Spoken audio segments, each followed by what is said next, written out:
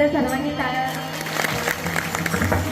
पीठे तटे दीवनस्यं वरं पुंडरीकाय दातुं मुनीन्द्रे समागततीष्टं तमानन्दकन्दं परब्रह्मणं भजे पाण्डुरंगगुरु पाण्डुरंगगुरु. जय हो.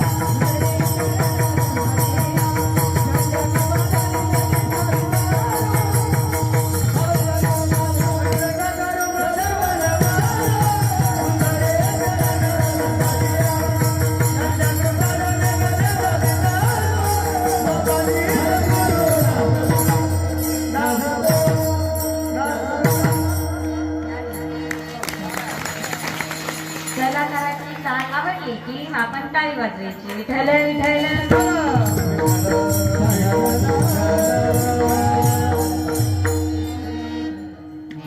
जयाचे केले स्मरण होय सकल विद्याचे अधिकरण तेची बंधू श्री चरण श्री गुंते ते नमस्कार आता कलावत जियो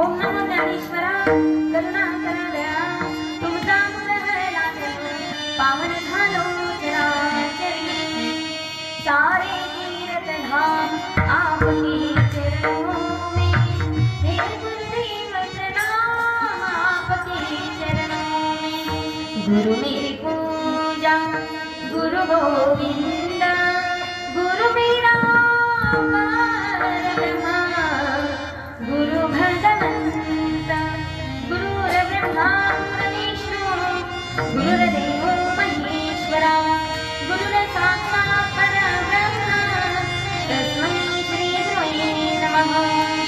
श्री गुरुचरण सरोज निज मन मुकुर सुधारि वरद कुंवर विमल जसो जो दायक बनचारि बुद्धिहीन तनु जानिके सुमिरो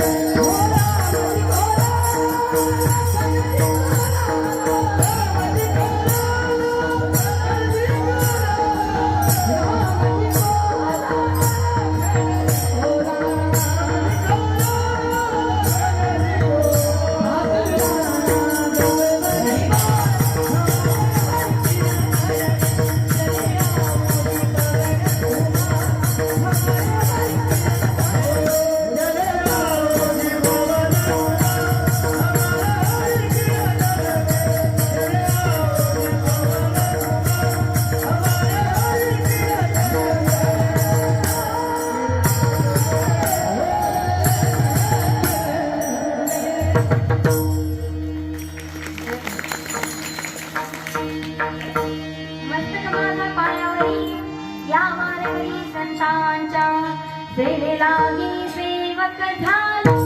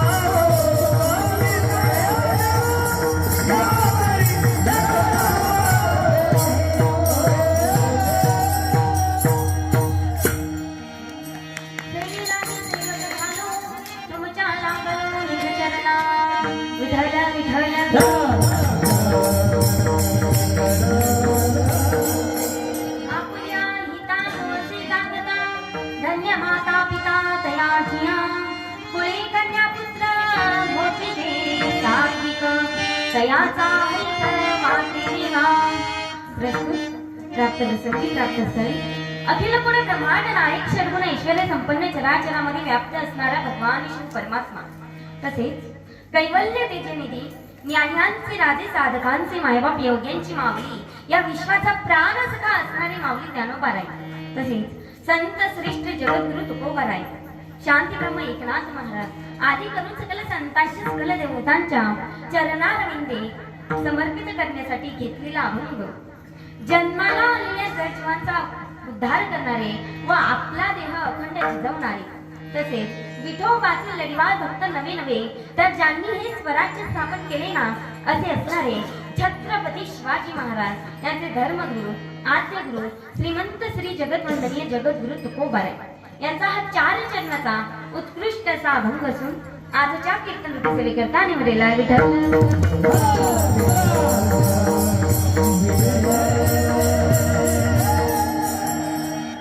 अभंगाचा सरळ सरळ भावार्थ असा आहे की जगद्गुरु तुकोबा राय सांगतात की जे कोणी आपल्या हिताच्या ठिकाणी जागाय तो धन्य आहे नवे नवे तर त्याचे माता पिता देखील धन्य आहे. धन्य माता पिता तयाचिया. आणि अशा धन्य माता पितांच्या पोटी जे कोणी सात्विक कन्या आणि पुत्र जन्माला येतात त्यांचा हर्ष आनंद देवाला वाटतो. देवालाही हर्ष आनंद वाटावा या योग्यतेचं ते करतात तरी काय तर ते गीता आणि भागवत या ग्रंथांचं श्रवण करतात वाचन करतात आणि अखंडपणे त्या भगवान पंढरीशी पांडुरंग परमात्म्याचं चिंतन करतात. आणि अशा सात्विक मुलींची मला जर सेवा करायला मिळाली तर मी माझं भाग्य परकोटीच समजेल. तुका म्हणे माझं घडो त्यांची सेवा परी माझ्या दैवा पार नाही. माझ्या दैवाला पारावारच राहणार नाही जर मला या सात्विक कन्या आणि पुत्रांची सेवा करायला मिळाली.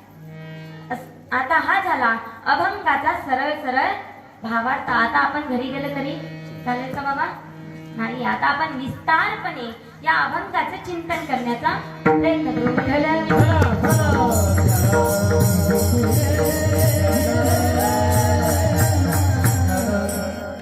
कीर्तनाला सुरुवात करण्या अगोदर अभंग जगद्गुरु तुकोबरायांचे कोण होते तुकोबराय?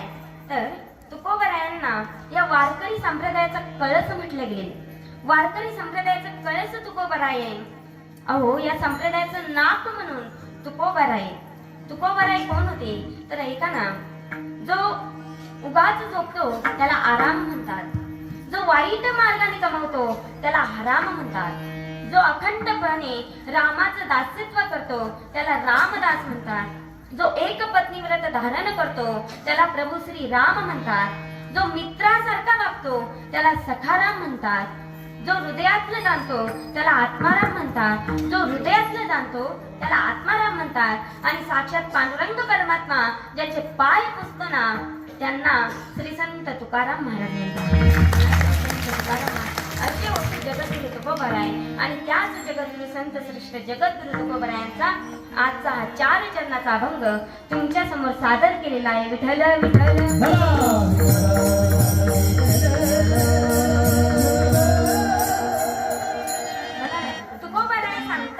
की जो कोणी आपल्या हिताच्या ठिकाणी जागा आहे तो धन्य आहे. नवे नव्हे तर त्याचे माता पिता देखील धन्य आहे. मग आता हित म्हणजे काय? हित नेमकं कशाला म्हणावं? तर आता आपण कोणी म्हणतं की पैशाच्या चिंतनाने हित आहे, तर कोणी म्हणतं की संसाराच्या चिंतनाने हित आहे. बरोबर आहे ना? कोणी म्हणतं संसाराच्या चिंतनाने हित आहे, परंतु पैशाच्या चिंतनाने हित आहे का हो? तर नाही. कारण पैसा, धन, संपत्ती या सगळ्या नाश पावणाऱ्या गोष्टी आणि नाश पावणाऱ्या गोष्टींपासून हित सक्सेस होऊ शकतं का? तर नाही. आता पैशाच्या चिंतनाने हित नाही, मग संसाराच्या चिंतनाने हित आहे का हो? तर नाही. कारण अहो, संसार एवढा दुःखमूळ आहे, एवढा दुःखमूळ आहे. जर संसार सुखमूळ असता तर संत महात्मे असे म्हटलेच नसते. दुःख भागवाडी आहे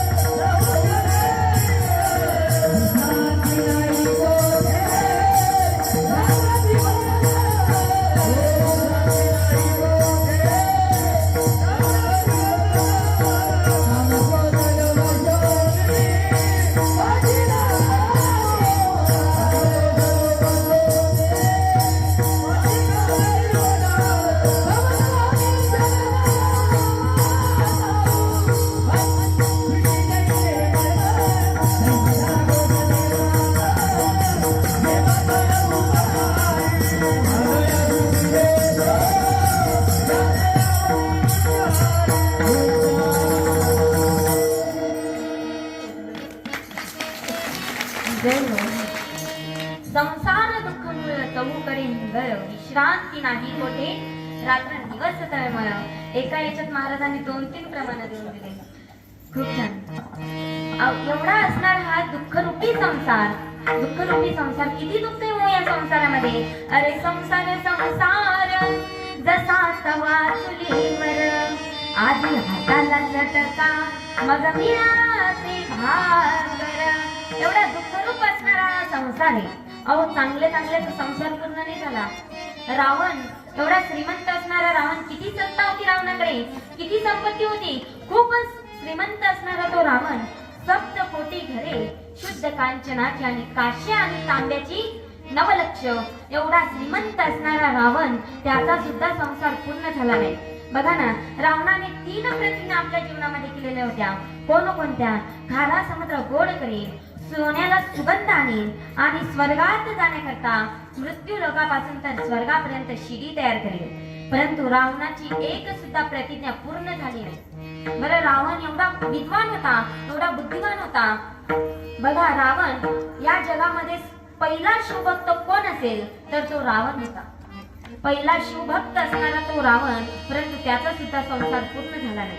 बघा, ज्याच्याकडे धन आहे ना, असे ज्याच्याकडे खूप जास्त धन आहे, असे 2 नावं या जगामध्ये सगळ्यात मोठी आहे. एक आहे रावणाचं आणि एक आहे देवाचं.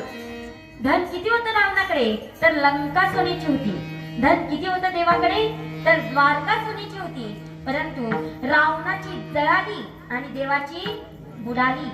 धन ना रावणाचं उपयोगाला आलं, धन ना देवाचं उपयोगाला आलं. मग तुमच्या माझ्या सारख्याचं धन उपयोगाला येतो तर नाही. एका सुफीक संतांचं वाक्य आहे, ऐका. एका सुफीक संतांचं वाक्य आहे, मिली थी जिंदगी किसी के काम आने के लिए, कि मिली थी जिंदगी किसी के काम आने के लिए, लेकिन जिंदगी का सारा वक्त निकल गया कागज के टुकड़े कमाने के लिए. अरे क्या करोगे इतना कमाकर, ना कफन में जेब है ना कब्र में अलमारी, ये मौत के फरिश्ते तो रिश्वत भी नहीं लेते.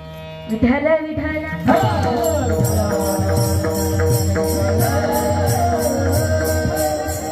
रावण एवढा श्रीमंत असून सुद्धा त्याचा संसार पूर्ण झाला नाही. मग तुमच्या माझ्या सारख्याचा संसार पूर्ण होईल का हो तर नाही. म्हणून संसार मुळातच दुःख मूळ आहे. मग त्याला सुखाचा आपण म्हणू शकतो का? मग संसाराच्या चिंतनाने हित होईल का? महिला मंडळ होईल का? तुम्हाला माझी भाषा कळते ना, माझं बोलणं कळते ना महिला मंडळ तिकडं? कारण भाषेचा खूप मोठा घोळ असतो. एकदा झालं असं, आम्ही तिकडे खानदेशमध्ये कीर्तनासाठी गेलो. मग तिथे एका ताईकडे गेलो आणि ताईने सांगितलं, ताई तुम्ही बशी लिया. आता मला काय माहिती, मी गेली रॅककडे, बशी घेतली, ताईच्या हातात दिली. मग आता ताई म्हटल्या, हो ताई ती बशी नाही, तुम्ही बशी. मग असा भाषेचा घोळ होतो. म्हणून तुमचं आणि माझं तसं होत नाही ना महिला मंडळ. तसं काही जास्त दूरचं नाही म्हणा, आपण जवळच. आमच्याकडे माणसं मेल्यावर चालतात, तुमच्याकडे विठ्ठल विठ्ठल.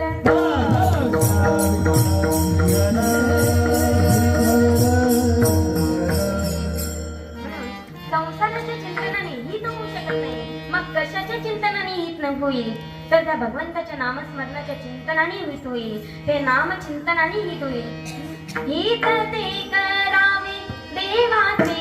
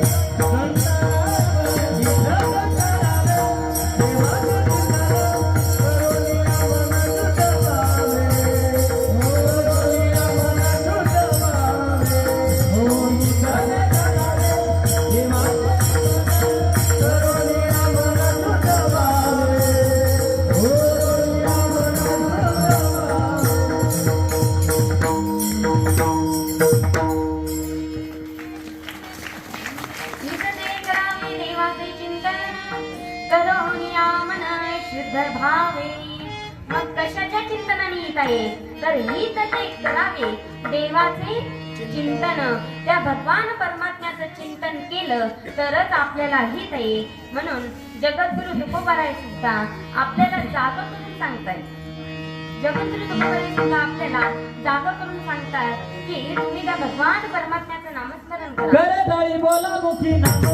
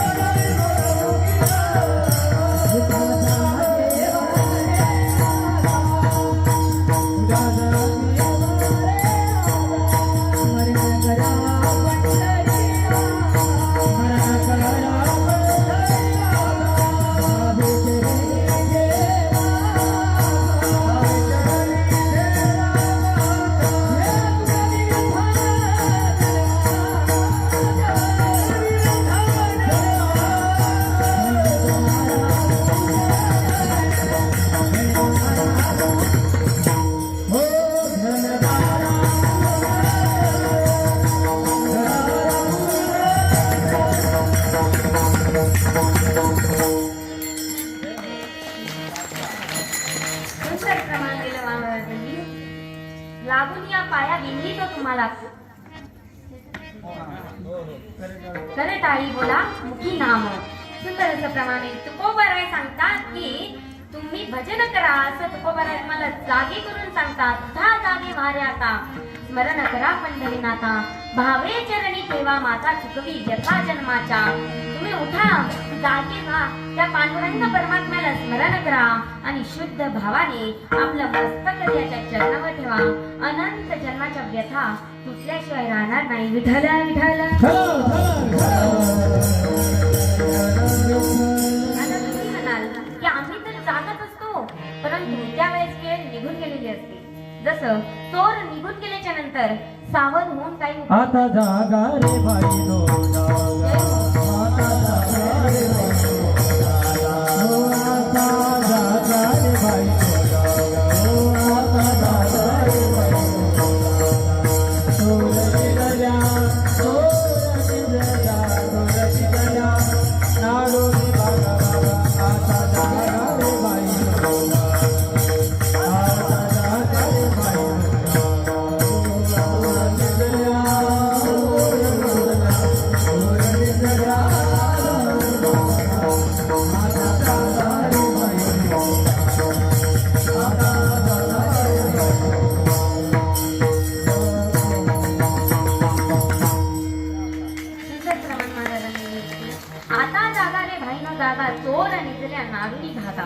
जसं चोर निघून गेल्याच्या नंतर सावध होऊन काही उपयोगच नाही.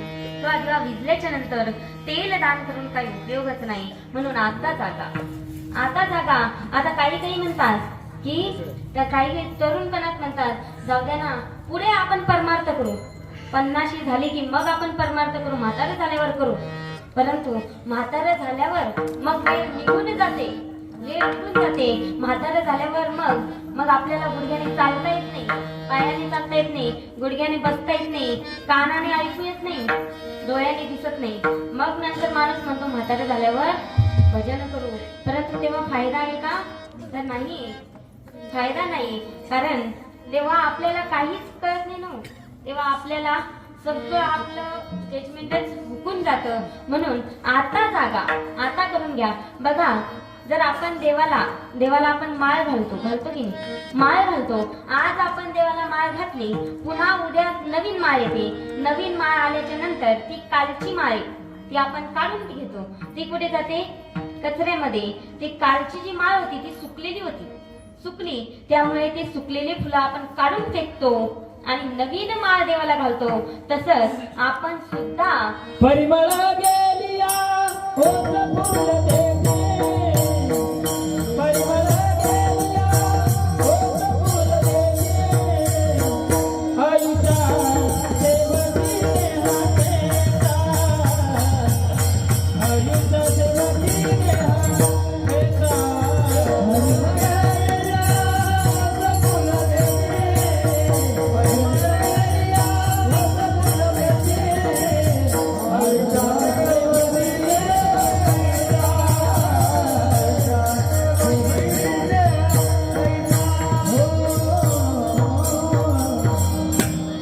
श्रवण महाराजांनी दिलं.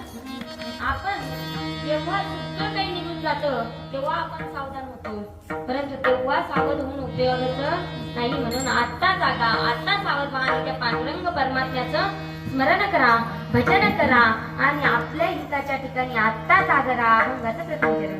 आपुली अहित जो वेगळा, आपुली अहित जय हो. आपुली अहित जो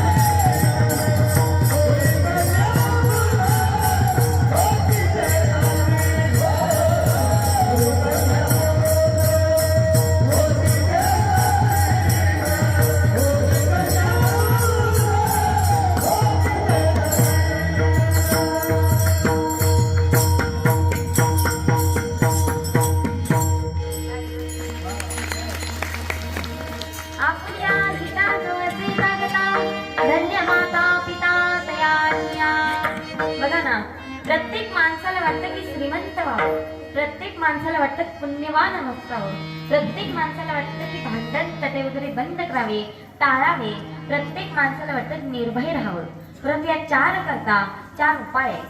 श्रीमंत व्हायचं असेल तर दारिद्र्याचा नाश पाहिजे, पुण्यवान व्हायचं असेल तर असलेल्या पापाचा नाश करायचा, भांडण तटे वगैरे बंद करायचे असेल तर बडबड करणे बंद, आणि निर्भय राहायचं असेल तर जागा. आता या 4 करता अजून 4 उपाय आहेत. जप केलेले पापाचा नाश आहे, उद्योग आणि दारिद्र्याचा नाश आहे, मौनाने कलहाचा नाश आहे, आणि जो जागा आहे तिथे भयाचा नाश आहे. आणि जो हे सर्व करून आपल्या हिताच्या ठिकाणी जागा आहे तो धन्य आहे नवे नव्हे तर त्याचे माता पिता देखील धन्य आहे. धन्य माता पिता तयाचिया. म्हणून जोपर्यंत शरीररूपी घर चांगलं आहे, इंद्रियात ताकद आहे, आयुष्य शिल्लक आहे, म्हातारपण लांब आहे, तोपर्यंत आपण आपल्या हिताच्या ठिकाणी जागा असायला पाहिजे. आणि जो कोणी आपल्या हिताच्या ठिकाणी जागा आहे तो धन्य आहे नवे नव्हे तर त्याचे माता पिता देखील धन्य आहे. धन्य माता पिता तयाचिया. आणि अशा धन्य माता पित्यांच्या पोटी जे कोणी सात्विक कन्या आणि पुत्र जन्माला येतात, सात्विक कन्या आणि पुत्र जन्माला येतात, त्याचा हर्ष आनंद देवाला वाटतो. अभंगाचा कुणी कन्यापुत्र होती जे गाई, कुणी कन्यापुत्र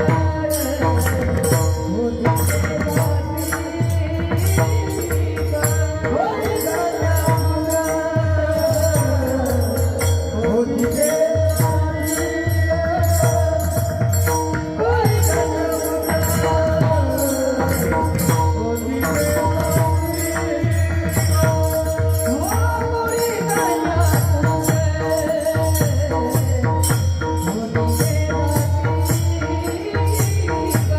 कुणी कन्यापुत्र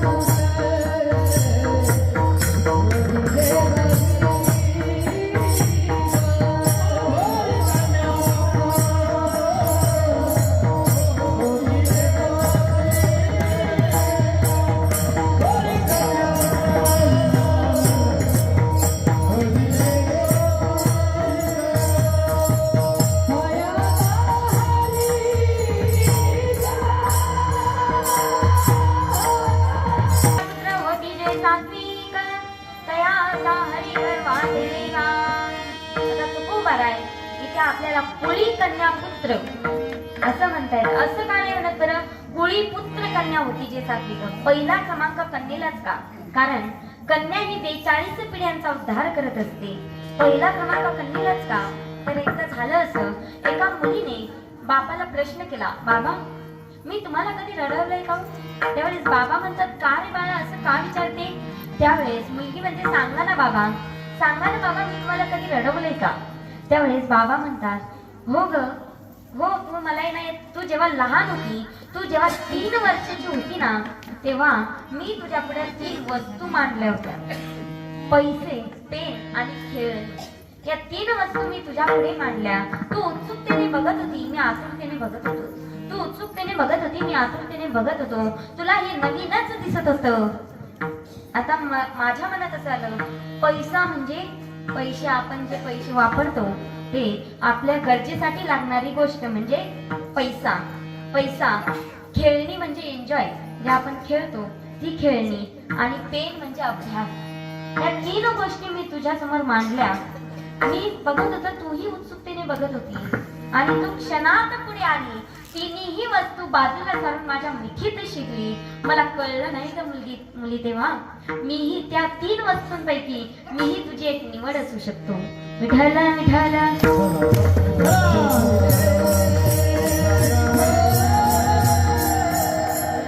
असं ते लेकीचं आणि बापाचं प्रेम.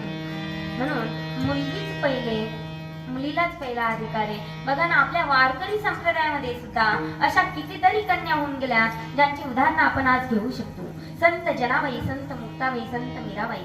मीराबाईचा आदर्श तर प्रत्येक जणांनी आपल्या डोळ्यासमोर ठेवावा. मीराबाई पायामध्ये घुंगरू बांधून आणि गळ्यामध्ये विणा घेऊन त्या भगवान पंढरीश पांडुरंग परमात्म्याचं, त्या कृष्ण भगवंताचं चिंतन करायची. मीराबाई अखंडपणे चिंतन करायची. नाचूंगी नाचूंगी नाचूंगी नाचूंगी नाचूंगी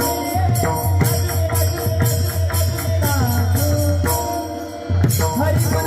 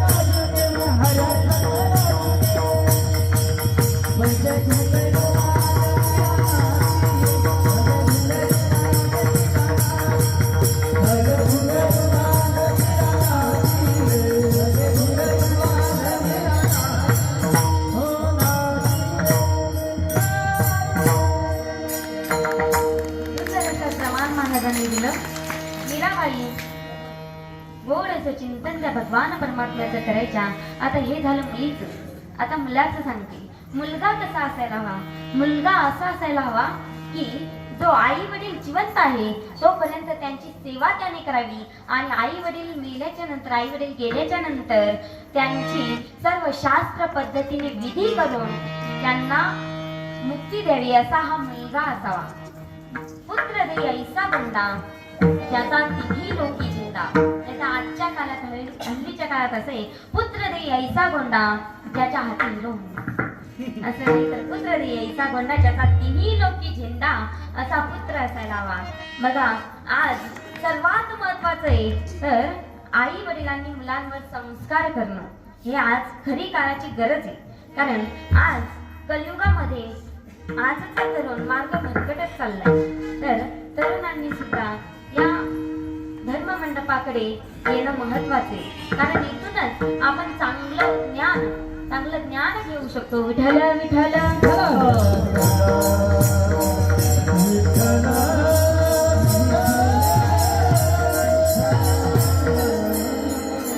पुत्र कसा असावा तर संत ज्ञानोबा माऊली सांगता. पुत्र कसा असावा तर जगद्गुरु तुकोबरायांसारखा. पुत्र कसा असावा तर छत्रपती शिवाजी महाराजांसारखा. पुत्र कसा असावा तर भगीरथ राजासारखा. बघा ना, भगीरथ राजांनी स्वर्गातून गंगा आणून सर्व कुल पवित्र केलं. धन्यवंशी जन्मला भगीरथ गंगा आणून केले पूर्वज मुक्त. आता सागर राजाची कथा तुम्हाला सर्वांना माहितीच असेल. सागर राजाला 60,000 पुत्र होती परंतु ऋषीच्या शापाने सर्व जळून भस्म खाक झाली होती. मग आता त्याच कुळामध्ये पुढे भगीरथ नावाचा पुत्र जन्माला आला आणि भगीरथाने स्वर्गातून गंगा आणून सर्व कुळ पवित्र केलं. म्हणून म्हणतात ना, सब तीर्थ बारंबार लेकिन गंगा सागर एक बार. विठ्ठल विठ्ठल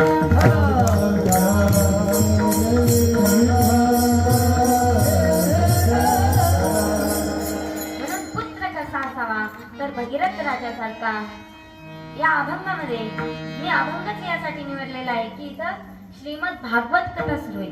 श्रीमद भागवत कथा सुरू आहे आणि त्याचं आपण श्रवण केलं तर आपल्याला इथं मृत्यू लोकातच मोक्ष आहे. आणि ज्ञानेश्वरी ग्रंथराज ज्ञानेश्वरी पारायण इथे चालू आहे. ज्ञानेश्वरीची एक एक ओवी आपण त्याच्यावरून कोणाला वाचता येत नसेल तर त्यांनी फक्त बोट जरी फिरवलं तरी आपल्याला मोक्ष आहे. ज्ञानोबरायांची ती ओवी, ती ग्रंथराज ज्ञानेश्वरी जो ग्रंथ आहे तो ग्रंथ नाही तर साक्षात ज्ञानोबराय त्याच्या रूपाने आपल्या इथं वास्तवाला आलेले आहेत. म्हणून आपण सुद्धा पारायण, सुंदर असं पारायण आपल्या गावात चालू आहे. म्हणून सर्वांसाठीच एकदा टाळ्या वाजवा.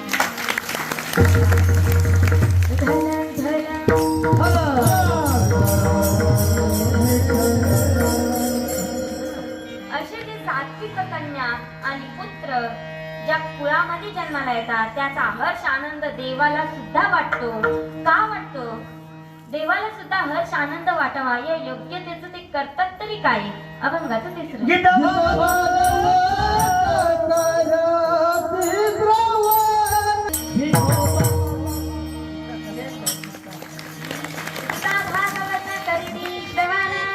अखंड चिंतन विठोबाचे.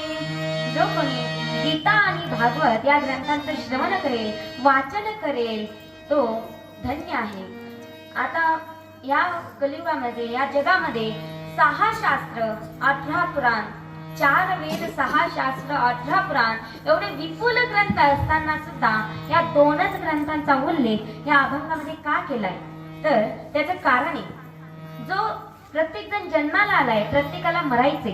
बघा बरं, प्रत्येक जण जन्माला आलाय प्रत्येकाला मरायचे, परंतु जो जन्माला आलाय त्याला जगायचं कसं हे गीता ग्रंथामध्ये आहे आणि जगणं झालं म्हणजे मरायचं कसं हे भागवत ग्रंथामध्ये आहे.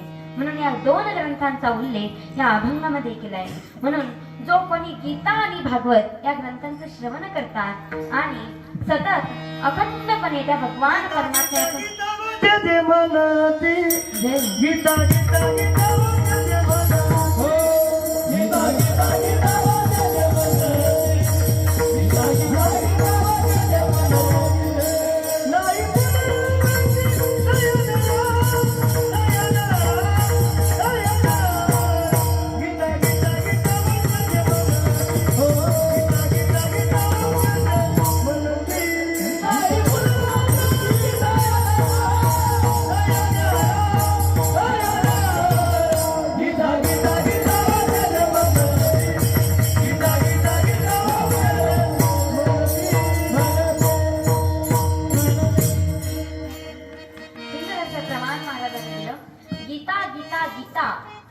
नाही म्हणती, नुसतं आपल्या मुखानं आपण गीता गीता जरी म्हटलं तरी आपला उद्धार आहे. म्हणून जे कोणी या गीता ग्रंथांचं श्रवण करतात, गीता आणि श्रीमद भागवत कथा यांचं श्रवण करतात आणि सतत त्या पांडुरंग परमात्म्याचं चिंतन करतात, नामस्मरण करतात, ते आज धन्य आहे. धन्य आहे. विठ्ठल विठ्ठल.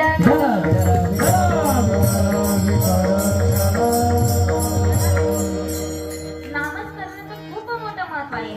अहो, जनाबाईच्या गौऱ्या विठ्ठल विठ्ठल बोलत होत्या, चोखोबरायांच्या हाडं विठ्ठल विठ्ठल बोलत होती, तुकोबराय ज्या वाटेने चालायचे ती वाट देखील विठ्ठल विठ्ठल बोलत होती. पण आपली वाट लागली तरी आपण विठ्ठल विठ्ठल बोलत नाही. जनाबाईच्या गौऱ्या विठ्ठल विठ्ठल बोलत होत्या, आपल्या गौऱ्या मसनात जायला आल्या तरी आपण विठ्ठल विठ्ठल बोलत नाही. बघा, विठ्ठल विठ्ठल विठ्ठल जगद्गुरु तुकोबरा यांच्या रोमा रोमातून विठ्ठल विठ्ठल भजन चालू असायचं. खूप मोठा महिमा या विठ्ठल विठ्ठल भजनाचा आहे. का करावं आपण त्या भगवान परमात्म्याचं नामस्मरण? का करावं? कारण त्या भगवान परमात्म्याचे किती मोठे उपकार आपल्यावर आहे, किती मोठे उपकार आहे त्या भगवान परमात्म्याचे आपल्यावर. खूप मोठे उपकार आहे.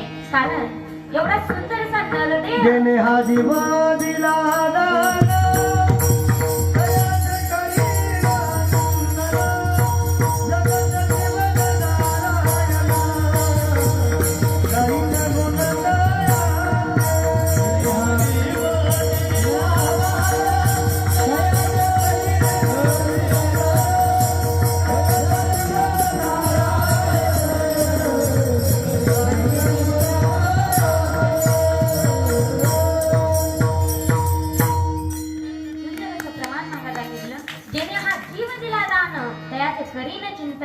जगत जीवन नारायण गायीन गुण तयाचे. सुंदर असं प्रमाण नाट प्रकरणातील हे प्रमाण आहे. आमचे गुरुवर्य सांगायचे की ज्याचे नाट पाठ त्याचा कीर्तनामध्ये थाट. विठ्ठल विठ्ठल.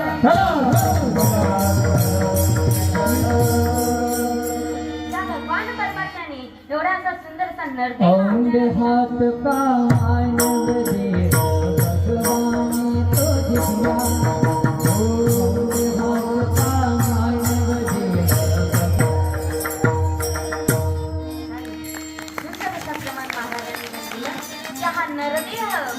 आपल्याला त्या भगवान परमात्म्यानं एवढ्या मौल्य असा किमतीचा दिला. बघा, 84 लक्ष योनी फिरून आपल्याला हा मानव देह प्राप्त झालेला आहे. म्हणून आपण संधीचं सोनं करून घेतलं पाहिजे. संधीचं सोनं केलं पाहिजे. कसं? तर त्या भगवान परमात्म्याचं नामस्मरण करून करून. कारण बघा ना तुम्ही, आपल्याला भगवान परमात्म्याने अगदी जिथल्या तिथं अवयव दिले. नाहीतर बघा ना, हेच नाक जर आपल्याला मागून दिलं असतं. आता नाक काय करतं बरं? जो आपण घास घेतो त्याचा पहिले आपल्याला दाखवला असता आणि स्वतः खाल्ला असता. म्हणून अगदी ही रचना भगवान परमात्म्याने किती सुंदर केलेली या मानव देहाची. अगदी सुंदर असे अवयव आपल्याला दिले. जर भगवान परमात्म्याने एक जरी अवयव आपल्याला कमी दिला तर केवढी फजिती होते बघा. एक उदाहरण तुम्हाला सांगते. विठ्ठल विठ्ठल. एका गावामध्ये एक मेंढपाळ होता. एक मेंढपाळ होता आणि त्या मेंढपाळाला देवाने कान दिली नव्हती, म्हणजे तो बहिरा होता. आता तो मेंढपाळ रानामध्ये त्याच्या मेंढ्या चरायला घेऊन गेला आणि एका झाडाखाली तो सुंदर अशी त्याला झोप लागली. झोपेतून जागा झाला बघतो तर काय, मेंढ्या त्याच्या तिथे नाहीये. मेंढ्या गायब झाल्या. मग तो त्याच्या मेंढ्या शोधू लागला. शोधत एका शेताकडे गेला. तिथे एक शेतकरी दादा होता. तो शेतकरी दादा सुद्धा बहिराच होता. आता तो शेतकरी दादा ज्वारीवरचे पाखरं उचकीत होता. खडे मारून ज्वारीवरचे पाखरं उचकीत होता. हा तिथे गेला आणि शेतकरी दादाला म्हणू लागला, हो शेतकरी दादा, तुम्ही माझ्या मेंढ्या बघितले का? आता शेतकरी दादाला याचा काही मेळ लागला नाही, कारण शेतकरी दादा पण बहिराच होता. मग आता याने सांगितलं, माझ्या मेंढ्या बघितल्या का? शेतकरी दादा ज्वारीवरचे पाखरं उचकीत होता. त्याने पाखराला खडा मारून फेकला. याला वाटलं आपल्यालाच दिशा केली. मग तो त्या दिशेने गेला आणि योगायोग त्याला त्याच्या मेंढ्या तिथे मेंढ्या सापडल्या. मग याला वाटलं, अरे शेतकरी दादाने आपल्या मेंढ्या सापडून दिल्या. मग तो आनंदी झाला, खुश झाला. मग त्याने ठरवलं की आपण शेतकरी दादाला काहीतरी बक्षीस द्यावं. मग त्याने एक मोडकी मेंढी घेतली. मोडकी बर का, कारण चांगलं कोणी दान करीत नसतं. म्हणून त्याने एक मोडकी मेंढी घेतली. मोडकी मेंढी घेतली आणि शेतकरी दादाकडे गेला आणि शेतकरी दादाला म्हणू लागला, अहो शेतकरी दादा, तुम्ही माझ्या मेंढ्या सापडून दिल्या, त्याबद्दल तुम्हाला ही मोडकी मेंढी बक्षीस. आता शेतकरी दादाला याचा काही मेळ लागला नाही. शेतकरी दादा म्हणू लागला, मी तुझी मेंढी मोडलीच नाही तर भरून टाकली. मग आता त्यांच्या दोघांमध्ये अशी भांडणं सुरू झाली. हा म्हणायचा तुम्हाला मेंढी बक्षीस आणि तो म्हणायचा मी मेंढी मोडलीच नाही तर भरून टाकलेली. मग तिकून आला एक घोडेस्वार. घोडेस्वार देखील बहिराच होता. आता घोडेस्वाराला यांच्या दोघांची भांडणं चालू होते. मग घोडेस्वारने विचारलं काय झालं. त्यावेळेस मेंढपाळ सांगू लागला, अहो यांनी माझ्या मेंढ्या सापडून दिल्या, त्याबद्दल मी यांना एक मोडकी मेंढी बक्षीस देतो तर हे घेईना. आणि शेतकरी दादा सांगू लागले की मी याची मेंढी मोडलीच नाही तर भरून कस काय देऊ. मग हा घोडेस्वार देखील बैराच होता. याला याचा काही मेळ लागला नाही. घोडेस्वार म्हणू लागला, हा घोडा माझे वडील असताना मला सौदा करून घेऊन दिलेला आहे आणि तुम्ही म्हणतात की चोरीचा घोडा. नाही नाही, मी मान्यच करू शकत नाही. मग आता तिघांचे भांडण लागले. मग आता हे तिघही गेले गावच्या पोलीस पाटलाकडे. आता पोलीस पाटील देखील बैराच होता. आता पोलीस पाटील आता हे तिघही गेले. त्यावेळेस पहिला सांगू लागला पोलीस पाटील, शेतकरी दादांनी माझ्या मेंढ्या सापडून दिल्या, त्याबद्दल मी शेतकरी दादाला मोडकी मेंढी बक्षीस देतो तर हे घेईना. दुसरा सांगू लागला पोलीस पाटील, मी याची मेंढी मोडलीच नाही तर भरून कस करेन. तिसरा सांगू लागला पोलीस पाटील, या घोड्याचा सौदा तुम्ही तुमच्या हाताने मला करून दिला आणि हे म्हणतात की चोरीचा घोडे, असं कसं मी मान्यच करू शकत नाही. मग पोलीस पाटील सुद्धा बैराच होता. त्याला यांचा काही मेळ लागला नाही आणि पोलीस पाटलाने नेमकं 1 महिना अगोदर त्यांच्या दोन्ही बायका घराबाहेर काढून दिलेल्या होत्या. आता पोलीस पाटील रागाने उठला, तटकन उठला आणि रागाने म्हणाला, तुम्ही तिघच काय अख्खा गाव जरी गोळा झाला ना तरी मी एकीला सुद्धा घरात घेणार नाही. विठ्ठल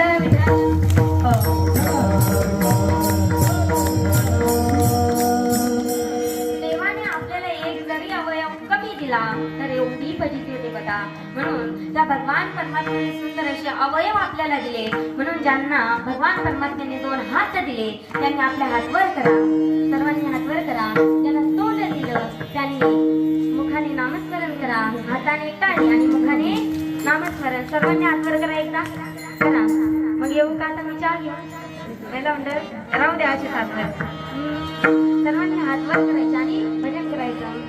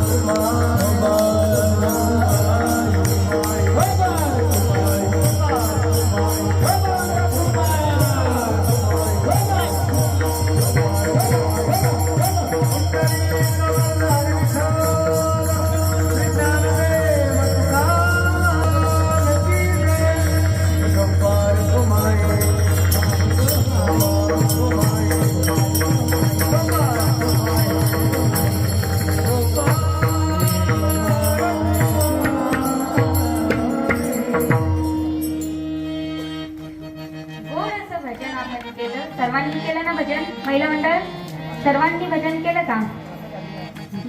आता हात खाली घ्या बरं. ते आपल्याला सांगायचं का नाही. विठ्ठल विठ्ठल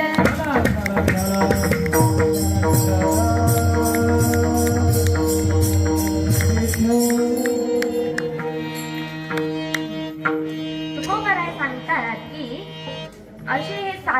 कन्या आणि पुत्र ते जन्माला यायला हवे. बघा ना, सात्विक कन्या आणि पुत्र. आता यामध्ये विचार केला तर सगळे साधू संतांनी किती मोठी भक्ती केली. त्या भगवान परमात्म्याला आपलंसं करून घेतलं. त्यामध्ये आपण सकल संतांचं वर्णन करू शकतो. बघा, काकड्यामध्ये आपण सुंदर असा अभंग म्हणतो. उंचनीच काही नेणे भगवंत तिष्ठे भाव भक्ती देखोनिया. या अभंगामध्ये सगळ्या संतांचं वर्णन या अभंगामध्ये आले. सकल संतांनी त्या भगवान परमात्म्याला भक्तीने भावाने आपलंसं करून घेतलं. नामस्मरणाच्या बळाने त्या भगवान परमात्म्याला आपलंसं करून घेतलं. म्हणून आपणही त्या भगवान परमात्म्याचं नामस्मरण करायला पाहिजे. बघा बाबा, आपल्या इथं बाबा तुम्हाला सांगते, आपल्या इथं या मृत्यू लोकामध्ये दोनच कॅटेगरीचे लोक राहतात बरं का. दोनच कॅटेगरीचे लोक राहतात, एक श्रीमंत आणि एक गरीब. मग तुम्ही असं कधी ऐकलं का, एखाद्या श्रीमंत माणसाने 50 कोटी रुपये देवाला दिले आणि एका दिवसाचं आयुष्य विकत घेतलं म्हणून? ऐकलंय का कुठं? नाही. कारण पैशाचा वशिला देवाकडे चालत नाही. मग तेथे चालत नाही.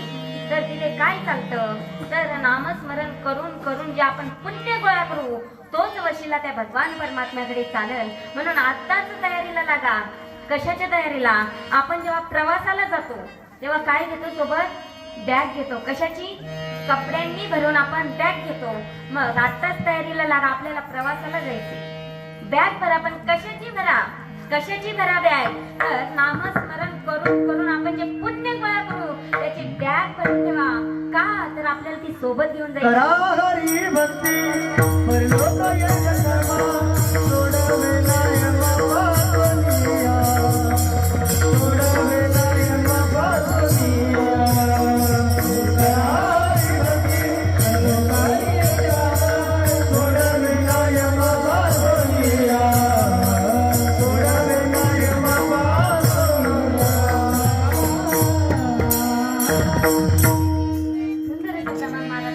करा हरी भक्ती परभक्ती येईल कामा. म्हणून आपण आत्ताच सावध व्हा आणि या पुण्य गोळा करा. नामस्मरण करून करून त्या भगवान परमात्म्याचं नामस्मरण करा. पुण्य गोळा करा. त्याही भरा. आपल्याला प्रवासाला सोबत काही ना काही लागल. म्हणून त्यासाठी आत्ता तयारीला लागा. कारण आपण ज्या गाडीने प्रवास करतोय, ज्या गाडीने आपण आता सध्या प्रवास करतोय ना, त्या गाडीचा स्टॉप, त्या गाडीचं स्टेशन एक दिवस येणार आहे. आणि एक दिवस स्टेशन आलं की आपल्याला उतरावंच लागणार. कारण आपण जेव्हा जगत असतो त्यावेळेस आपल्यावर एक चक्र फिरत असतं. कोणतं चक्र? तर ते काळरूपी चक्र. देह जाईल जाईल देह जाईल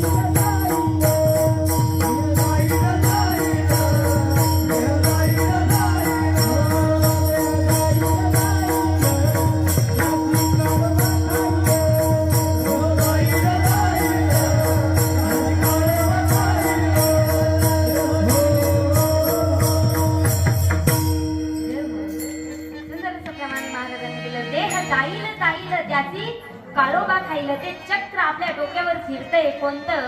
तर काळरूपी चक्र. घडोघडी काळ वाट याची पाहे अजून किती आहे अवकाश. तो काळ आपल्यावर टपून बसलेला आहे आणि एकदा का त्या काळाने घातला की आपलं काही खरं नाही. म्हणून आत्ताच आपण त्या भगवान परमात्म्याचं नामस्मरण करा, चिंतन करा. आणि असे जे सात्विक कन्या आणि पुत्र ज्या ठिकाणी जन्माला येतात त्या भगवान परमात्म्याचं नामस्मरण करतात. तुकोबाराय म्हणतात की मला जर त्यांची सेवा करायला मिळाली माझ्या दैवाला पारावारच राहणार नाही. अभंग. तो कामने मात्र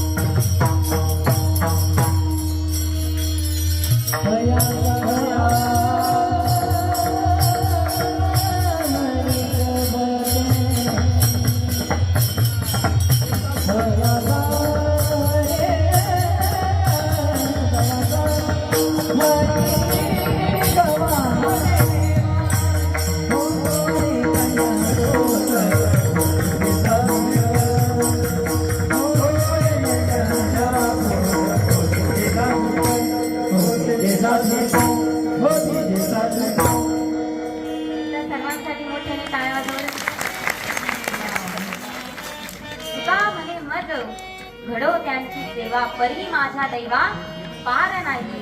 तुकोबाराय सांगतात की अशा सात्विक मुलींची मला जर सेवा करायला मिळाली तर माझ्या दैवाला पारावारच राहणार नाही. मी त्या ठिकाणी धन्य आणि कृताकृत्य होऊन जाईल. विठ्ठल विठ्ठल करू नका, कारण या तरुण तडपणार मर्द मराठ्याची गरज खऱ्या अर्थाने आज या देशाला आहे. आणि तोच तरुण जर व्यसनाधीन जात असेल तर या देशाची प्रगती कशी होईल? म्हणून व्यसन करू नका. बघा ना, जाम पर जाम पीने से क्या फायदा, जाम पर जाम पीने से क्या फायदा, शाम को पियो तो सुबह उतर जाएगी, लेकिन एक बार हरिनाम का प्याला तो पी दे, तेरी जिंदगी व्यसन करू नका. दारूबंदी करा, गावोगावी दारूबंदी करा.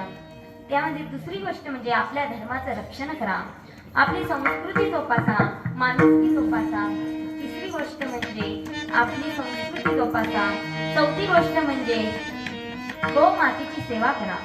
बघा, गो मातेचं असं महत्व सांगितलं जातं की आपण जर नुसतं गो मातेचं दर्शन जरी घेतलं तरी 33 कोटी देवतांचं दर्शन घेतल्याचं पुण्य आपल्याला प्राप्त होतं. आमच्या गावामध्ये श्री हरिभक्त गुरुवर्य रामगुरुजी अण्णा यांचे थोरले चिरंजीव ते वृंदावनला त्यांनी क्षेत्र संन्यास घेतलेला आहे. आणि ते आवर्जून सांगत असतात की गो मातेची सेवा करा, गो मातेची सेवा करा.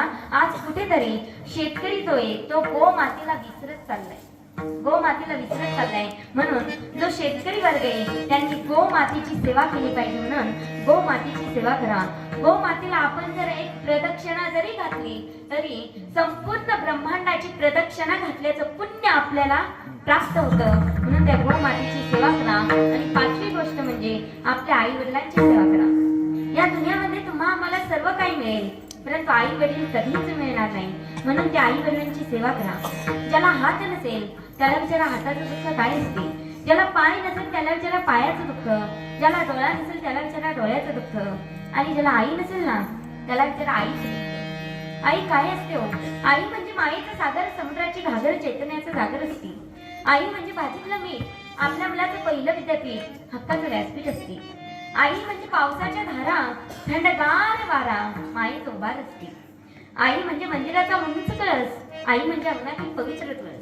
आई म्हणजे भजनात गुणगुणावी अशी संतवाणी, आई म्हणजे वाळवंटात प्यावी असे थंड पाणी.